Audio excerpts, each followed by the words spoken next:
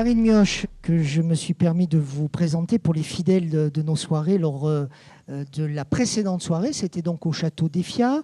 On vous retrouve, Karine, régulièrement sur le site d'Information, 7 jours à Clermont. Karine, en vous invitant, je veux un peu casser les codes. Et je souhaite vous faire parler en tant que professionnel de la réflexion des sujets de manière un peu arbitraire, autoritaire. Aujourd'hui, c'est le rayonnement. Alors, j'aimerais que vous nous éclairiez un petit peu sur la notion de rayonnement. Est-ce qu'il y a forcément, est-ce que le rayonnement est le résultat de l'implication d'une personne, un peu comme le disait Pascal Pouillet il y a un instant? Est-ce que, à travers le fait de faire rayonner un bien, un lieu, une idée, c'est nous-mêmes que nous voulons faire rayonner à l'aube de notre vie? Bon, alors d'abord, merci pour cette question qui est absolument passionnante. Donc, je vais vous parler donc, du rayonnement, effectivement, du point de vue qui intéresse le psy, donc qui m'intéresse. Donc, je dirais que c'est le rayonnement à partir du désir, c'est-à-dire à partir de quelque chose d'un peu mystérieux. Les personnes qui sont accrochés à leur désir rayonnent d'une manière particulière. Alors, sur notre territoire, Monsieur le Président Valéry Giscard d'Estaing, mais aussi Blaise Pascal, ce sont des personnes qui ont fait un pari et qui ont mis en jeu leur désir.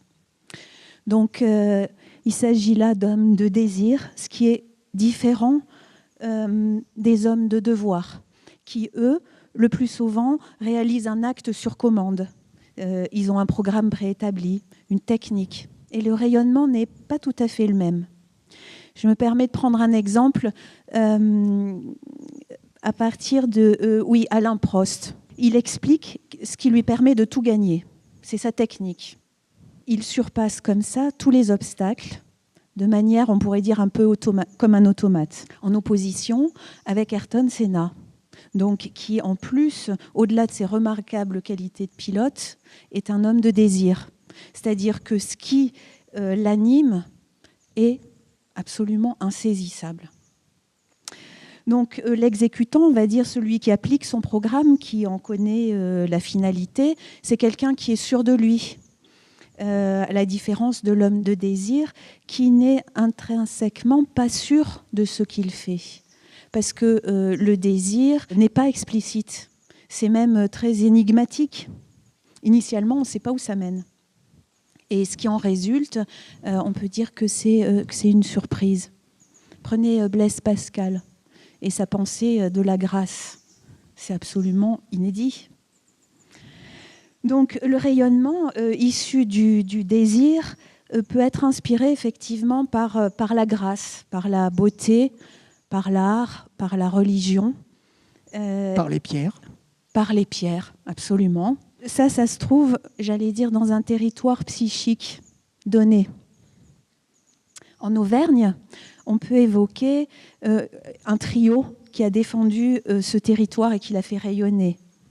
Monsieur Roger Quillot, professeur de littérature, éminent spécialiste de Camus.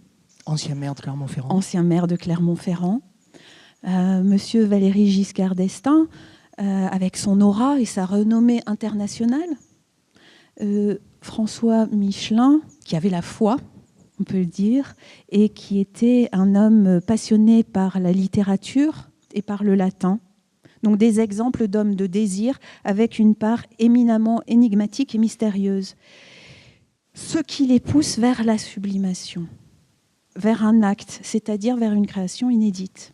Et ces hommes font rayonner l'image incandescente de l'Auvergne.